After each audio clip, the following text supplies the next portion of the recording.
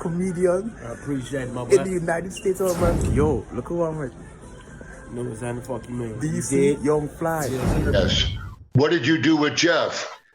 He's not here today. He might be back next week. And in the event, I'm hosting his show, The Jeff Richards Show. Oh. Atelston, Fitzgerald, hold on first.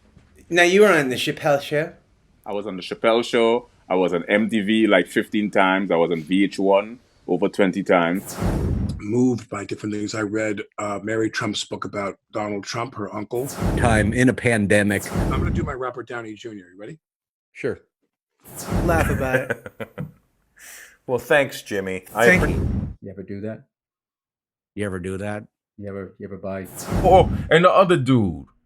Nothing. We ain't seen that otherwise. We kept our Ed McMahon. That's correct.